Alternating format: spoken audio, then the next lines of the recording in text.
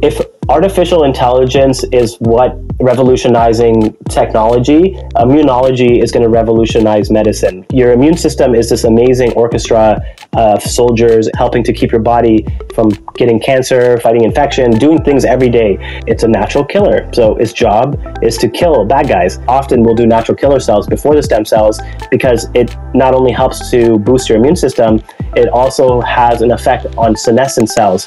Ben Esra Çavuşoğlu. 18 yıldır ayık bir hayat yaşıyorum. Bağımlılık hastalığıyla mücadelem, beni beden ve zihin performansımı iyileştirmek, hayat kalitemi arttırmak, daha sağlıklı ve uzun yaşamak için yeni yöntemler, cihazlar ve takviye ürünler araştırmaya yönlendirdi. Bağımlılık hastalığı, biohacking ve longevity alanlarındaki kendi deneyimlerimden dünyadaki son gelişmelere, çığır açan girişimcilerden uzman akademisyenlere, yıllardır yaptığım sohbetler artık her hafta Ayık Kafa Podcast'te.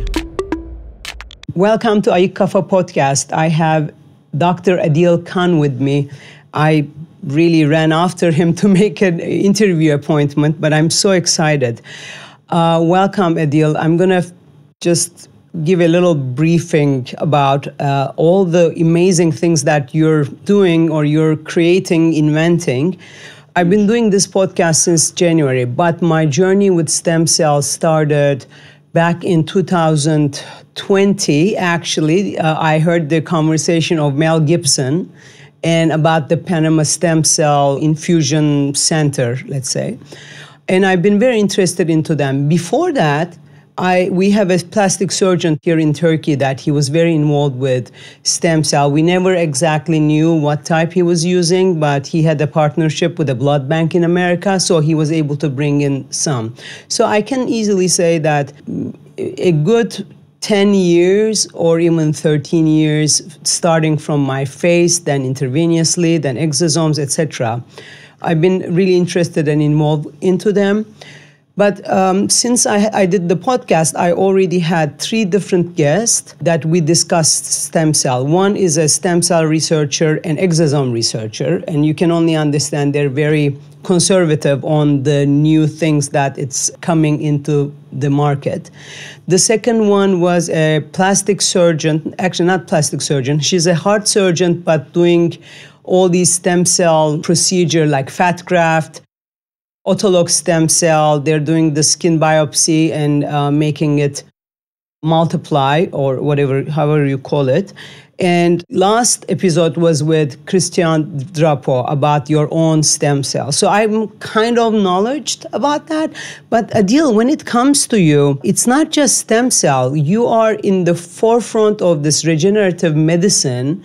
As a young physician, doctor, you are coming up with these gene therapies, specific organ treatments such as for diabetes, for injuries, etc. You are doing, because I'm a psychologist, it's very interesting. You're doing some vagus nerve injections to help people to get out of their suicide idealization or deep depression. I mean, that's mind-blowing. Also, you're upgrading these stem cells. So welcome to the show. It's so amazing. Let's first start. What is regenerative medicine and where is it going? Because, you know, we know what happened until now, but with what you're exposing to all of us, it's like sci-fi. Yeah, exactly. And that's, I think what you said is the biggest difference maybe between me and some of your guests. I'm looking at the whole umbrella of regenerative medicine, which is essentially using cell therapy, gene editing or gene therapy, and tissue engineering, and combining those 3 to bring us into the next generation of medicine, which means repairing or restoring dysfunction of organs and tissue back to normal. So instead of cutting things out, or instead of just taking a pill, we'll be able to fix you back to the way you were. So for the classic example is osteoarthritis. Instead of having to take a knee and putting in an artificial joint replacement, we can just regrow cartilage. That's always been the promise of regenerative medicine. And as you can imagine, there was a lot of excitement around stem cells, maybe even 15 years ago when they first started really being used. But then the results weren't very good. And so people were kind of like, this is hocus pocus, it doesn't really work. And so a lot of doctors brushed it off. But it turns out that the science and the research has progressed so much in the last 5 years, and now we really understand how do we get these stem cells to actually survive, how do we get them to actually regrow new tissue and repair damaged tissue. And that's been the hot area of research, and now we can actually standardize these stem cells to do what we want. And that's why this is very exciting for the future, because imagine now when we put a cell into your body, it's kind of like programming a computer program, right? You program it to do what you want. Imagine you can program a cell and you can say, hey, you're going to turn into this type of tissue and we're going to make sure you survive, and this is exactly how you behave. And so that's the new era of genetic and cellular engineering. That is where the science is now, and probably you're one of the very few clinicians that is applying that, because based on my understanding of your other interviews and my researches, a couple of concerns. One is, which because I did, and my experience was in Panama, I went there and I didn't feel much of any difference. You know, I'm healthy, I was 50 years old back then, I don't drink, I try to live a healthy life. But besides that, I kept receiving these surveys, like, is your sleep better, is whatever, and nothing really changed. Then when I started asking around, it was more like, you know, well, maybe your system refused it. Or another option was they might be stuck at your lungs. It was not helpful, whatever. All these answers coming my way made me start questioning. So therefore, like, they were kind of discouraging me almost, like, you know, and I also listened to a couple of other people. They were saying in order to get the benefit of a systemic stem cell infusion, you need to do every 2 months. Then you have to stay in this every 6 months you need to repeat. Obviously, you can only imagine like how expensive that would become. And you know, so I was not really sure if it would be something that I need to continue. First of all, I didn't feel any difference. And second of all, what are you guys doing differently than these guys so that it is effective? So there's many things. I think the first thing people need to understand is when you take a stem cell from fat or bone marrow, or in that case, umbilical cord tissue, the stem cell is actually full of different subpopulations, meaning it's not just one type of cell that makes up a stem cell. I know it sounds confusing because it's like, you know, when you take a stem cell, you would think it's a homogeneous population of just, we have a bunch of stem cells. But it turns out it's actually heterogeneous, meaning you have different subpopulations. Kind of like the way I like to think about it, you know, in high school, you know, you have different cliques, you have like different groups of people who hang out together. That's kind of like when you take a stem cell, those cells, they like to hang out in their own little groups. And so you have cells, you have perivascular, you have something called MUSE cells, which are the ones that we're focusing on, and I'll explain why. So MUSE cells are a subpopulation of these stem cells. They're called multi-lineage differentiating stress-enduring cells. It's a mouthful, but what it means is they can turn into different types of tissue. So they're multi-lineage differentiating, meaning they're pluripotent, which means they can turn into and regenerate and regrow tissue. And they're stress enduring, which means they survive harsh environments. And this was a discovery that was made here in Japan in 2010, or well, 2008, and 2010 is when she published a paper. And so Professor Mary Dazawa. And so this was, unfortunately, it didn't get the attention it probably deserved, but it was a very big discovery in the sense that we realized that, hey, not all stem cells are the same. Some of them actually behave differently, and some of them have more benefits than other ones. And so when you went to Panama and you got those umbilical cord stem cells, they only have 1 to 2% of MUSE cells in them, because MUSE cells are a naturally occurring subpopulation. I have them in my blood. Everyone has them in their blood, naturally occurring. People who actually exercise more have higher levels of MUSE cells too, which is interesting because then they have more of those soldiers to help repair tissue. So MUSE cells, just think of MUSE cells as like the super soldiers that are going to repair and fix things when things are damaged. I always like this analogy. If you think of your city like a body, and you have different districts, and you have buildings, and these buildings over time get damaged, and there's this library where you have all the books, and those books are the kind of the DNA, they're the instructions to kind of how to maintain the city. So over time, this library accumulates damage, and the way to repair it, one of the ways to repair it are these stem cells, right? And so MUSE cells specifically are the ones that are going to survive better and that are going to be better at repairing damaged tissue, damaged DNA. And so by engineering our umbilical cord tissue, instead of having just 2% MUSE cells, you're going to get at least 70%. And this is based off Professor Dazawa's research, where she's shown in clinical trials for stroke and ALS, even myocardial infarction or heart attacks. She's shown in these different really kind of drastic conditions that MUSE cells can be very beneficial. You're essentially getting a MUSE stem cell from umbilical cord tissue. So it's still umbilical cord tissue, but we're just standardizing a cell population. So it becomes more like a drug because now you have standardized cell product, and everyone who gets a treatment is going to have reproducible results because you get the same dose and the same quality every time. Whereas before, you would have different donors and you have different quality, and that's why you wouldn't always get good results, because you have some patients who respond and some don't because the quality isn't always the same. So lack of standardization has always been a big problem in regenerative medicine. It still is a problem, but we're getting better and better at standardizing it. Thank you for explaining. So probably that very cautious and systemic and calculated approach of yours comes from, because you're from Canada, and I know that it's not like America or anywhere else that people take things very lightly. You have to be really on top of it, and you have to be, to begin with, it starts with the honesty until a hardworking person, to become a hardworking person. So you're one of them. And I forgot to share at the beginning, you are working in Japan, in Dubai, in Mexico, correct? And you're now opening a place in Estonia.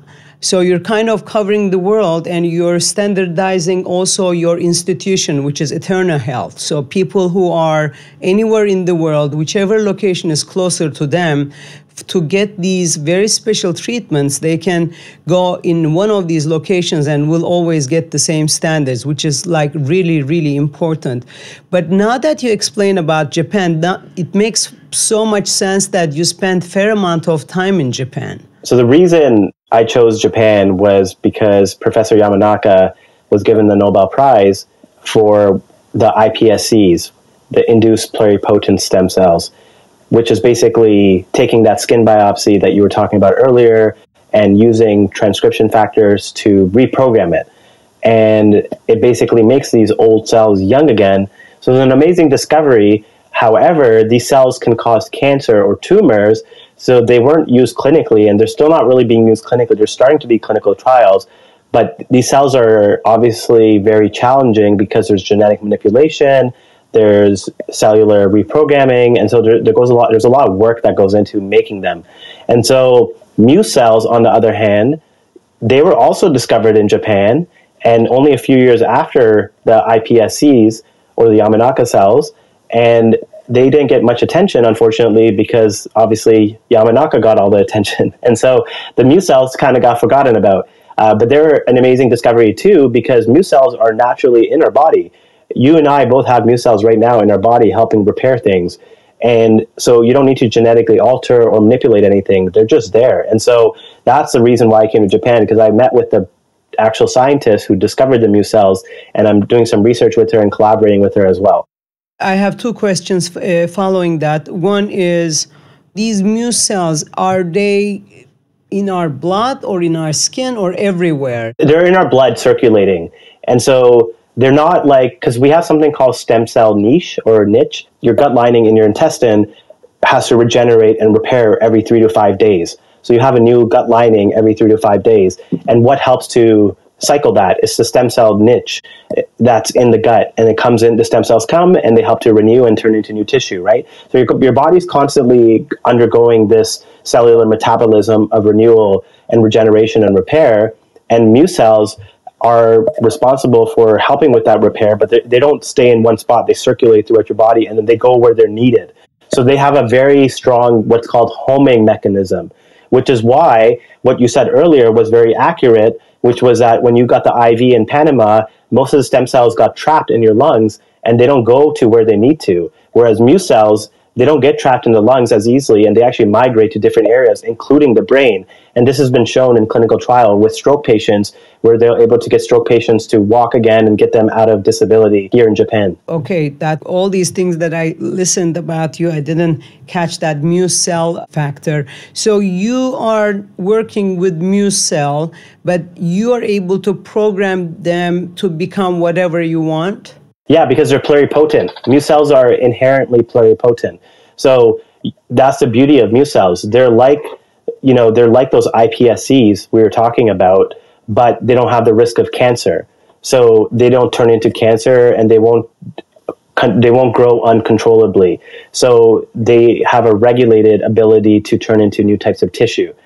So that's why I like them a lot, because of the safety and their ability to turn into any type of tissue, including neurons, including any type of cell, really.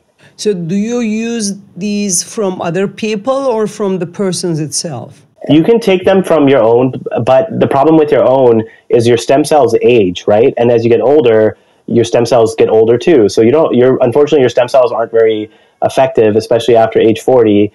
So that's problem number one. Problem number two is something called clonal expansion, which means when you grow your body's own stem cells, and if one of those stem cells has some sort of error or problem in the genetics when you grow them, they can actually potentially cause some sort of problem down the road, because when you do the infusion of stem cells from your own body, your immune system doesn't recognize them. So those cells actually stay in your body for a long time, and they could potentially turn into cancer if they have some sort of genetic damage or vulnerability in them.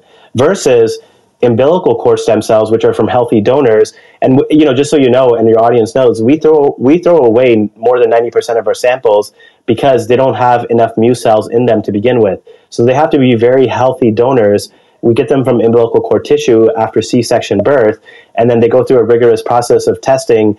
And we do the standard infectious disease testing, but we also do like EBV, CMV, and Lyme, which a lot of manufacturers don't do, including Panama. And so it's important to do that type of testing to make sure it's safe, number one. And then number two, to make sure it's high quality and effective, we engineer it to have at least 70% MUSE cells. And the reason umbilical cord tissue stem cells are actually safer than your own stem cells is because, let's just say one of the cells has cancer in it or becomes cancerous.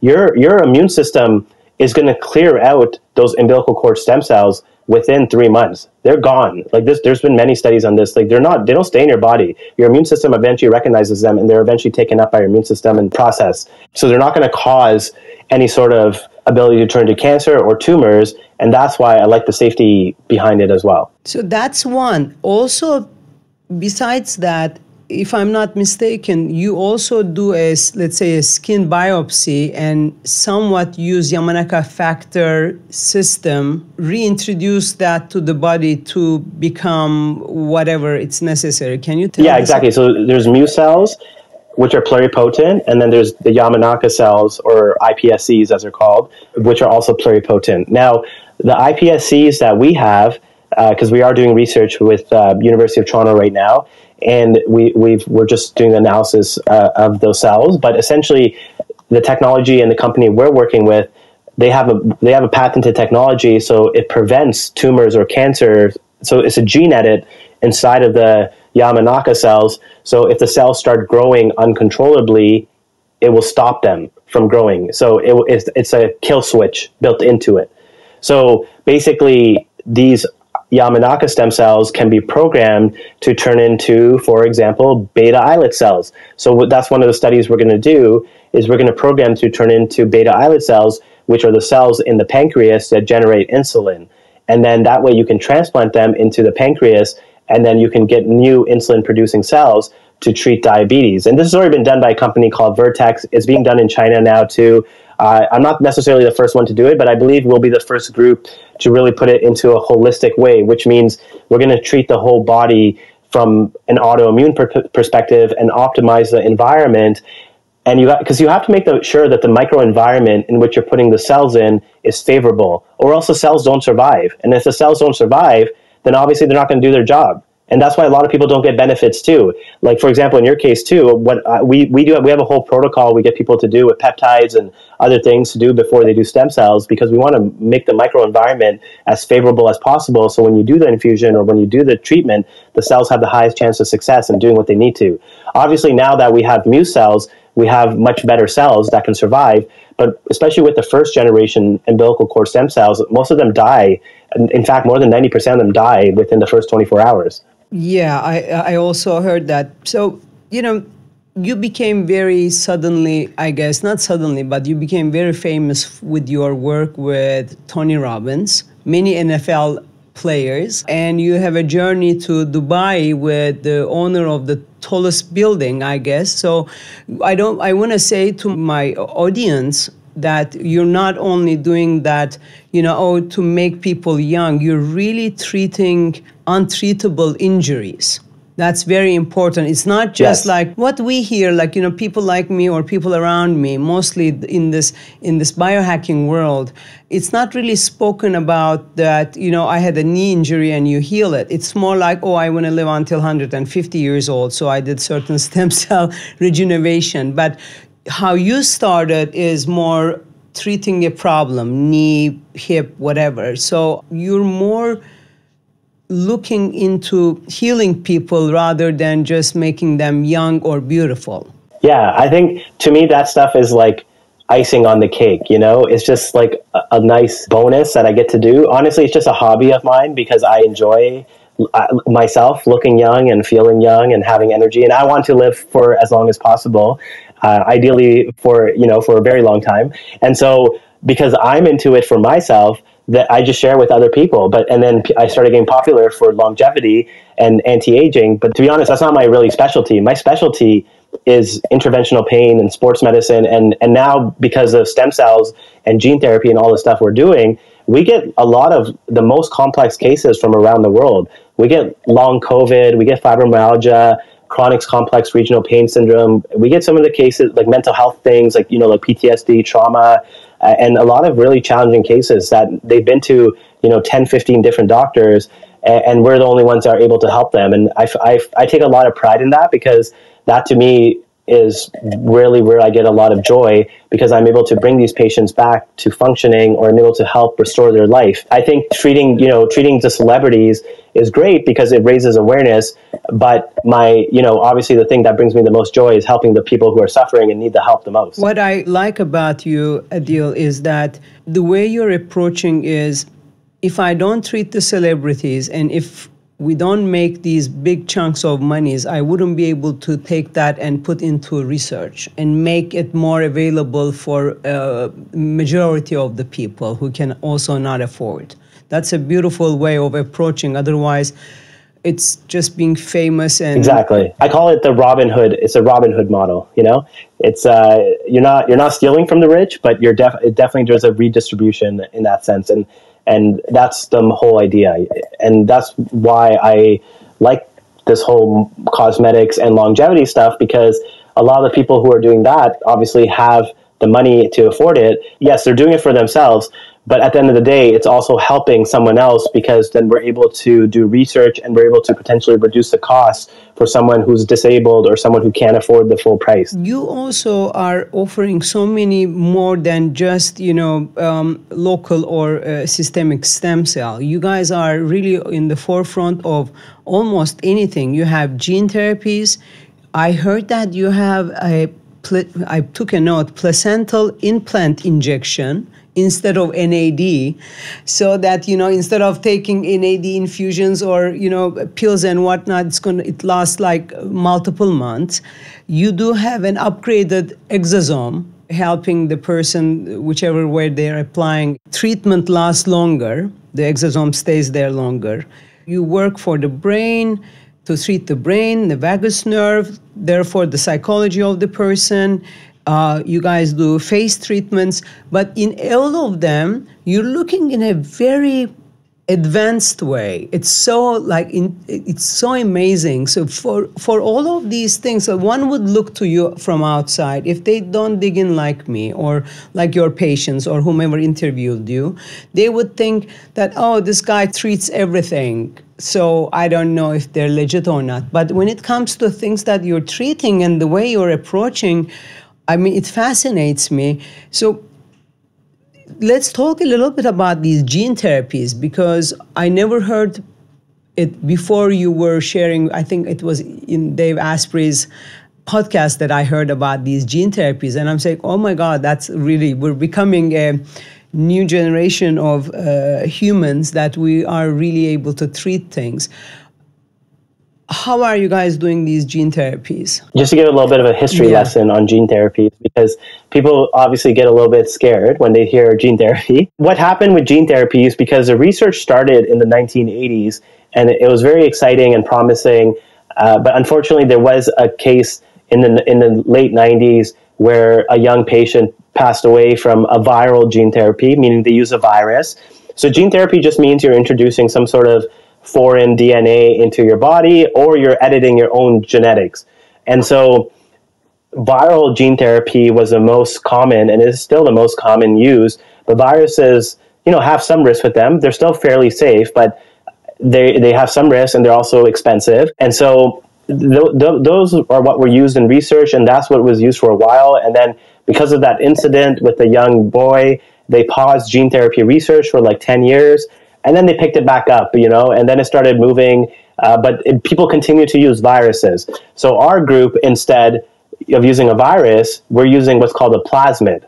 Now, a plasmid is just, think of it like exchanging cards. It's like I give you my business card, you give me your business card. That's a plasmid, just exchanging information. Where does it come from? It comes from bacteria. It comes from E. coli, but there's no bacteria in the plasmid. And it's just a mini circle, and hence the name of the company I work with called Mini Circle, because it's just a circular strand of plasmid DNA, and that plasmid DNA is very easy to work with. It's been used in the lab for over 20 years, but the problem with plasmids was that they have a very short life once they're inside of your body. So normally, if I injected a plasmid into you, it would only last for 1 or 2 days, and then your body would silence it, and the plasmid would stop expression of the gene. And so obviously you're not going to inject yourself every day or every 2 days with the gene therapy. That's not a product, right? Obviously that never got popular. But the scientists we work with at a Mini Circle, Walter Patterson, he figured out how to make the plasmid stay in your body longer so it doesn't shut off. And this obviously took about 6-7 years of research, and there was a lot of work that went into it. And they figured out how to make the plasmid stay in your body so it stays active for about 1 to 2 years. So it doesn't get shut off right away. And why plasmids? Because plasmids are very inert, which means they don't have any effect on your immune system. They don't migrate anywhere. I would argue a plasmid is a lot safer than what they use in the COVID vaccine, which was a lipid nanoparticle vector, which is a vector to carry the mRNA, and that vector can migrate and cause all sorts of issues, as we've seen in lots of patients. So whereas a plasmid, it's a vector, which means it's used as kind of the mode to transmit whatever information we want, but the vector is very safe. And that vector, essentially, we can insert whatever gene of interest. So the first product we did was follistatin, because follistatin has been around for, again, 20 plus years. It's a bioidentical peptide hormone. Our bodies make it naturally. And as we get older, the levels decrease. And by doing follistatin gene therapy, the plasmid, you're essentially just optimizing your follistatin levels for 1 to 2 years. And that increases energy. It can increase strength and muscle, bone density, and it significantly reduces the speed of aging in your body, as we've seen in the clinical trial and with many of our patients. So it's really a longevity intervention at the core. So basically, the existing follistatin is a peptide? Yeah, you can just order it on the internet anywhere, but it's just a peptide, and it's a very short half-life. Yeah, that's what I was trying to understand. So there's the existing peptide for whatever many years, but you're using a technology that make that peptide stay in your system longer. Exactly. Therefore, you kind of call it a gene therapy, because I use peptides and bioregulators. For none of them, we speak as like we're doing a gene therapy. So it comes when it's kind of switching something on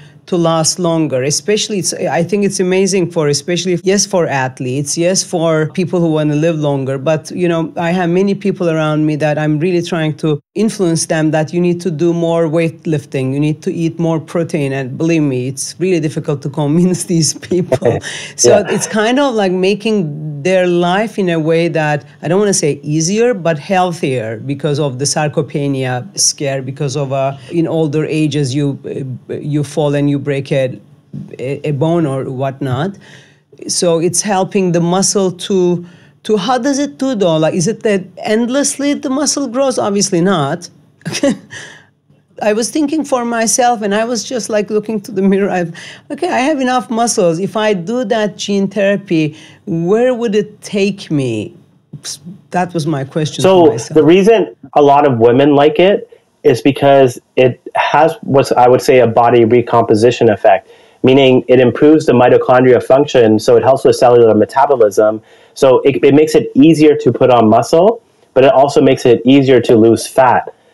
And so sometimes we see both. We see people gain muscle and lose fat, which is body recomposition. And that's one of the amazing potential benefits of follistatin. Not everyone will necessarily get significant benefits in body recomposition. Some people respond amazing and they put on 2-3 pounds of muscle, they lose 5 pounds of fat, or some men will even put on 8, 9, 10 pounds of muscle, which is a lot for a guy, obviously. But then some people will have only a little bit of muscle gain. Consistently, we'll see a decrease in the speed of aging. So the subjective benefits aren't always, I would say, as profound as we want them to be, but the objective benefits of measuring your speed of aging and seeing the decrease of inflammation in the body is very consistent. Yeah, I was going to ask, how do you know it's decreasing the pace of aging? So we use True Age Diagnostic for the clinical trial, which was the Dundon Pace score and all that. But, there is debate how accurate that is. But the point is, if you use the same test, at one point, and then you use the same test again at 6 months and at 1 year, you can see, at least you can track the progress. Now, I believe that there's a company called Generation Lab from Harvard that we're working with now for the next clinical trial, because they have a more accurate way to measure aging, which is entropy and biological noise. And so we're going to use that one moving forward. But the point is, we have at least data that suggests that it's significantly reducing the speed of aging. And we'll confirm that with the Generation Lab technology as well. And I think, again, the big thing too is, let's just say, let's take away all the testing around it. If you have more strength and you have more energy and you have more muscle, you're going to live longer. That's just a fact. Muscle and strength are very correlated with longevity, right? And so if follistatin makes you stronger and helps to put on muscle, that's going to significantly help your longevity. Follistatin inhibits myostatin. So the higher your follistatin, the lower your myostatin. And myostatin is an enzyme that sets a limit on your muscle. And so people have probably seen those big Belgian blue cows. I was just going to say that, these huge, humongous, just muscle cows. Yeah, the jack cows. It's because they have a myostatin deficiency. So they have a genetic mutation and they make no myostatin. So we're not knocking out your myostatin. So you're not going to get like that. You're going to get a slight increase in muscle ability, because it's like taking the brakes off a little bit. And that's it. And makes it easier to put on muscle. So you're not going to put on, especially for a female, you're not going to put on a lot of muscle. You maybe put on a few pounds if you're lucky. After this follistatin, you have, when I saw you at the conference, actually, I was asking you about GHK copper. And you say, wait, we're coming for a new gene therapy for the copper peptide, correct? Yes, that'll be for cosmetics. But also, GHK has so many effects on gene expression and anti-aging. Copper peptide levels as you get older decrease as well. So if we can optimize them, we're hoping to see some significant benefits in terms of longevity as well. No, I wasn't just focusing to the cosmetic thing. I think it's now known that it's helping over 2,000 gene in the system, GHK copper if I'm not mistaken. Exactly. Therefore, you guys are going to do the same with that, what you're doing with follistatin? So one injection just in the arm, just like a vaccine, and you do it every 1 to 2 years. And it's going to help to what? Yeah, we're going to measure aging, slow down aging. We're going to measure skin quality, hopefully see improvements in skin health. And then, just measure different kind of biomarkers of aging and subjective symptoms associated with aging, yeah. And then you also are working on the Clotho gene and the LH. LH is the testosterone. Yes. Gene therapy, correct? But let's talk about the Clotho gene, because in the last conference I was at, not the last meeting, last A4M conference, they were talking a lot about the Clotho gene in a couple of rooms. They know there's the gene, but there's still not any intervention to switch it off, I would say. Clotho gene is the gene that is kind of causing the aging in a way? So Clotho is a Greek word that comes from the one who controls the threads of life. Okay. So when they discovered Clotho, which was by accident in a lab, they realized that animals who have mouse in particular who have higher levels of Clotho live longer. And then they started studying it in humans, and they found the same thing. So people who have high levels of Clotho naturally live about 30% longer. They also tend to have higher IQs, on average, at least 6 points. And then it also protects against dementia, even if you have the ApoE4 gene. So there's a lot of potential benefits of having optimal levels of Clotho or increasing them. And so that's why Clotho as a target made a lot of sense. And we just did our first dosing of it last week. Oh, wow. And so far the results have been really, really good. LH has been a little bit tricky, so I don't know when that product will necessarily come out because it's harder than we thought, but Clotho so far has been really promising. So we're going to be using it for dementia, kidney disease, because Clotho can also help with kidney disease, but also for longevity and more anti-aging. therapies you add to this list with that type of a gene therapy style, people would be less and less needing to take so many supplements or so many daily interventions. Exactly. That's why I like these, because it's good for a minimalist like myself who's busy. And, you just take the basics, and that way you don't have to worry about doing all these different supplements or injecting yourself all the time. Tell me a little bit about that upgraded exosome that you were mentioning to other people. Yeah, so these are derived from the MUSE stem cells. They're called MUSE exosomes. So exosomes is when stem cells grow and we replicate them, they slough off and they have the soup around them. And that soup is the exosomes. It has all the nutrients and all the what are called microRNAs and cytokines and proteins and growth factors that can signal to repair damaged tissue, to reduce inflammation, and have a lot of the positive effects that stem cells do.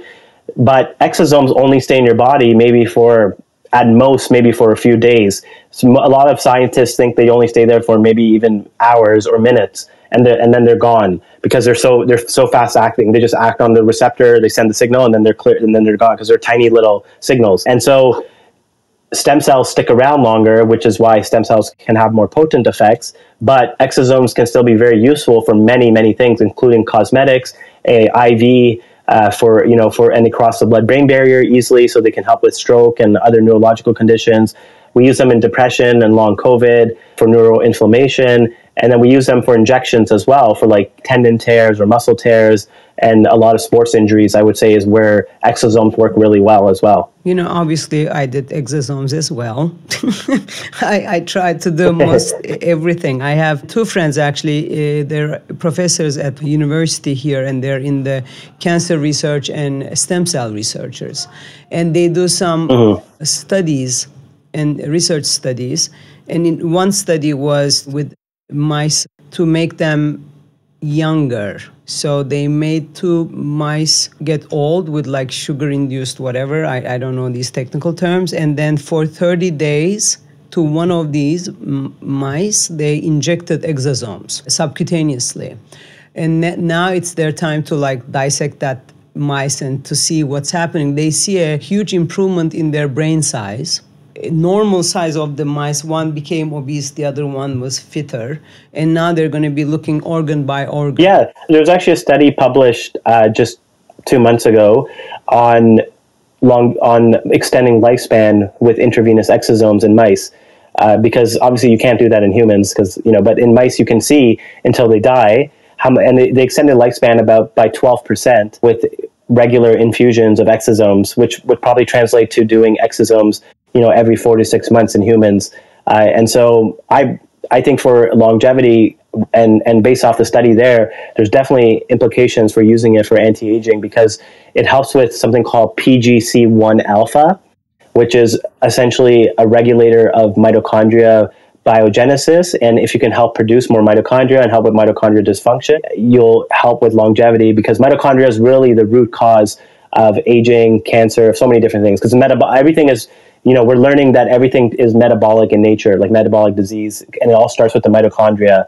So if you can improve your mitochondrial health, that's one of the best ways to fight off chronic disease and aging. And we know exosomes help with mitophagy. Stem cells help with mitophagy as well, which means they help to repair damaged mitochondria. And then stem cells also have the benefit of transferring mitochondrial DNA, which is the reason that mitochondria becomes damaged and becomes dysfunctional, is because the mitochondrial DNA accumulates damage. When a patient comes to you, unless they have a pain, so they don't have a pain, they just say, hey, Adeel or Dr. Khan, I am very much into these longevity thing. I want to maybe not live longer, but I want to stay healthier as long as possible.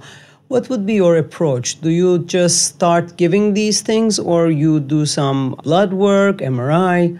What's your approach to them? Yeah, yeah, exactly. It really depends on where they are on their journey. I would say most of the patients seeing me have already done the basics, meaning they probably have already gone to, like Fountain Life, or done some sort of, or Next Health, or, one of those companies where they've done blood work, they've done extensive diagnostics, they've done all the prevention stuff, they eat well, they exercise, they do the sleep, they stress manage, they do all the lifestyle optimization, they take supplements, they may have even tried peptides. And so a lot of the patients I see are already done the foundation, I would say. And so now they're looking for, what else can I do? And so after covering the foundation, then that's where, peptides and bioregulators is usually where I would start with most of my patients, because that's the easiest low-hanging fruit. And I think your audience probably knows a decent amount about that, because obviously you're well-versed in it. And there's been lots of studies on bioregulators from Russia, especially, about how they can help people live longer. And I think I'm a huge believer and proponent of them now, especially with so many different chronic diseases that are related to aging. And so we use that, I would say, as a starting point. And then it would come down to patient kind of budget and also their desire. And, if they're able to kind of do everything and they want to have the best, then, we'll offer, then usually they'll do a combination of, the intravenous MUSE stem cells, the MUSE exosomes. We also have umbilical cord plasma, which is high in MUSE cells as well. And umbilical cord plasma is kind of like therapeutic plasma exchange, where you exchange young plasma, but except it comes from the umbilical cord. And so it's obviously has more proteins and more anti-inflammatory signals that can help with aging. Are you doing that like a plasma exchange with the system, the machines? No, it's just an IV with the umbilical cord plasma. So you're not doing like the plasma exchange therapy? No. Easier then. Yeah, exactly. It's easier. I think doing plasmapheresis or in-use pheresis is the other one. Before stem cells is a good way to prepare your body for it. But we don't routinely do that at our clinic, but we'll recommend, if people have access to that can be something to do. Basically, so we do MUSE stem cells, MUSE exosomes, umbilical cord plasma, and then the Follistatin Gene Therapy. And that's kind of like, I would say, our anti-aging package. And then sometimes people will also do natural killer cells, depending on their blood work. And that's where we might do blood work. And I will order that test to look at their immune cell profile. So hold on, what is that natural killer cells? Very interesting. There's a really good company called Cyrex, Cyrex, and they have something called lymphocyte map. Lymphocyte is just white blood cell. And so they map out your entire white blood cell system and all the different cell types. If artificial intelligence is what revolutionizing technology, immunology is going to revolutionize medicine, our understanding of it. Because immunology has always been a black box, and it's becoming less of a black box, which means we're understanding it more and more. And your immune system is this amazing orchestra soldiers and people helping to, cells helping to keep your body from getting cancer, from fighting infection, doing things every day. And so natural killer cells are part of your innate immune system, which means it's part of your initial response when you get an infection. And as the name suggests, it's a natural killer. So its job is to kill bad guys, to kill cancer cells that have become aberrant, and tell your immune system, hey, get this guy out of here. We need to take care of him because he's going to turn into a cancer. Or, hey, this is a pathogen. He doesn't belong here. We got to get rid of him. So the natural killer cell's job is to kill these kind of bad cells. And so as you age, your natural killer cells can become less in number, dysfunctional. Some people genetically may just not have enough natural killer cells. So that's something we can measure in the blood. And then often we'll do natural killer cells before the stem cells because it not only helps to boost your immune system, it also has an effect on senescent cells, which are the zombie cells in your body. So natural killer cells have been shown to clear out senescent cells. So you get these natural killer cells also from umbilical cord? Yes, that's right. Okay. So all the source is from the same... Yes, same donor, pretty much, yeah. How I understand now your process is that you're not just doing the last and the biggest intervention. You have steps to come there. You do clean the immune system or the inflammation. You are supporting the system with peptides. You're cleaning the cells that you're putting back in. So you have a process instead of like many other clinics just jumping in and giving you the IV NAD or IV stem cell. You have a whole protocol before. I like to make it personalized as possible because even that test, the lymphocyte map test, I wish it was available everywhere, but right now it's only available in the US. And the reason I like it too is because they have something called the Treg to Th17 ratio. I won't bore everyone with the science, but basically it's a ratio of your immune system, how healthy your immune system is, so to speak. Because regulatory T cells, as the name suggests, they help to regulate your immune system. And as these Treg cells become dysfunctional and they decrease in number, then you're more likely to get autoimmune diseases and more likely to get problems as you get older because of that. And then that can also tell us if there's other interventions that we need to do, like you said, like peptides, bioregulators, like promote, upregulating your thymus gland, using bioregulators for that, doing different interventions to get your immune system ready as possible before doing the stem cells. So you can look at those type of ratios and that type of blood work to really make sure that the stem cells are going to have the best chance of success and the patients are going to get good results. How did you start these vagus nerve injections? This is very endearing to me because there are so many people stuck in certain pain, let's say, not like physical pain, emotional pain, whether it's PTSD or addiction or something that is not helping them to move forward in their life. Obviously, you're not a psychiatrist. What made you want to pay attention to that? Because it's very, very special area that honestly, not many people want to be involved into these things that it's hard to like measure, let's say. It's only anecdotal that you can take the feedback from the patient. Yeah, I mean, it was pretty much what you said, which was that when you see people suffering mental health, you can't always see it outside. As a doctor or a clinician, you want to help these people. And I wanted to figure out how I could help.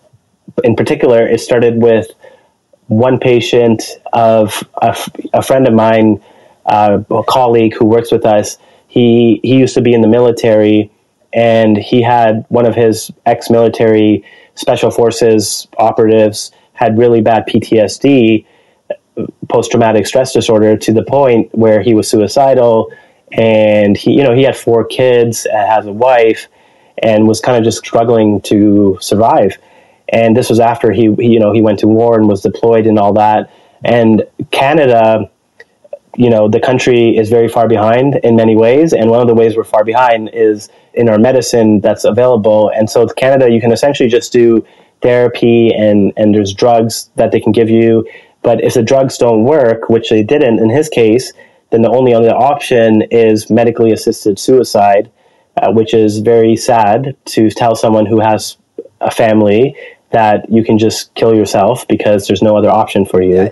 Hold on. That's just the weirdest thing I've ever heard. Is there such thing in Canada? So if you cannot treat someone's, is it just for mental condition or for anything? Like you have a terminal cancer? Yeah, it could be for any. If now patients have the right, it's called MAID, medically assisted dying, and it essentially allows patients to choose, I guess, the right to end their life. But I don't think they should allow, anyway, that's a whole other debate. But the reason I think it's a little bit, we have to be careful or cautious is because I think you're reading my mind, because what I'm thinking, if you allow someone who's already mentally disturbed to kill themselves, I think that their first option would be trying to kill themselves. Exactly. You have to try to help them, not to just make it easier for them to do that. So that's exactly what I was going to say. So he asked me if there's anything I can do. And like you said, I'm not a psychiatrist. And so I was kind of like, I don't really know what I can do for him.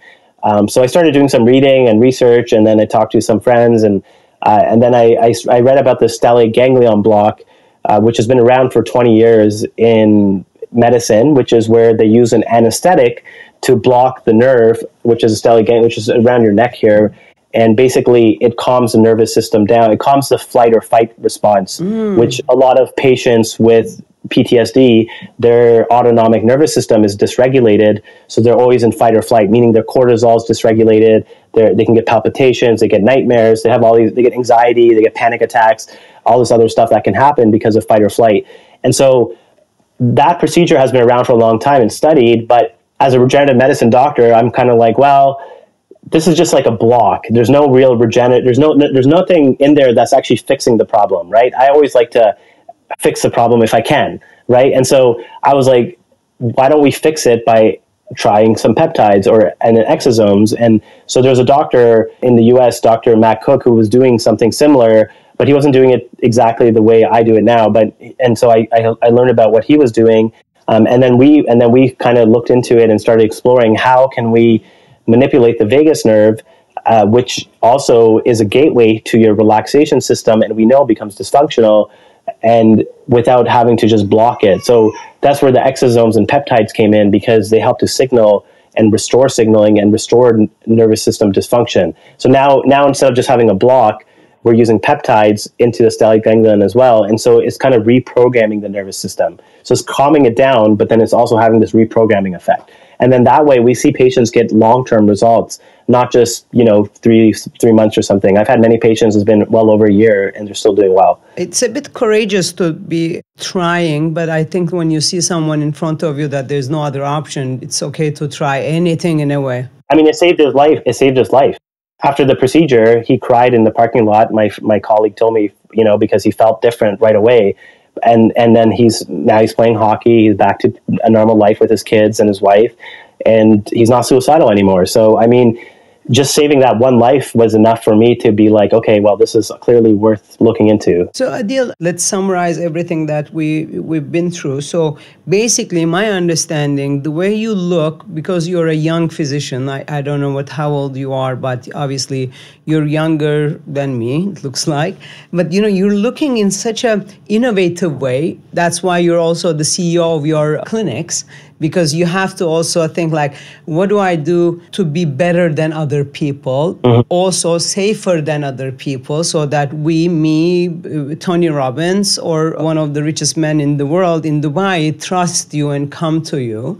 So your approach is whichever field you look at, whether it's the mental health or diabetes, brain health, systemic inflammation, facial regeneration, any of these, when you look at them, you try to find the mechanism that would work the best and the longest, instead of you asking the client, hey, I want you next week here or next month. You're not after that. You're after a long-lasting solution. Yeah. And with the newest technology. In all these clinics, the same procedures are applied, like let's say people who are watching me. So in Dubai, in certain things, and in Kabul, certain other things, or you kind of have a system that more or less all of them are providing the same thing? First of all, your summary is perfect. I think that's exactly what I do, and it's a good way to reiterate things.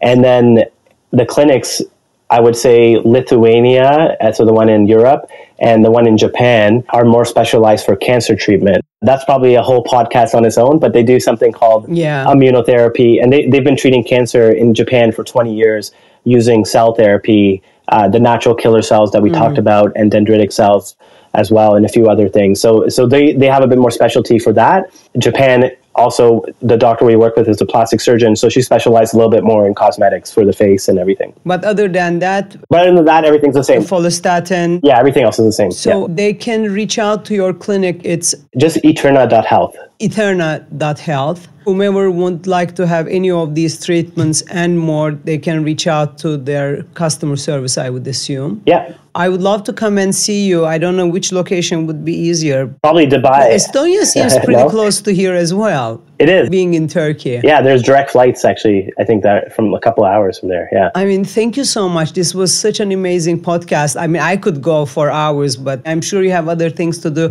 Let's stay connected. Yeah. These are so amazing new discoveries. I thank you for all the people who are looking for a good way of treating themselves instead of living in pain. So from everyone to me to you, thank you so much for being so innovative. I appreciate that. Thank you for having me.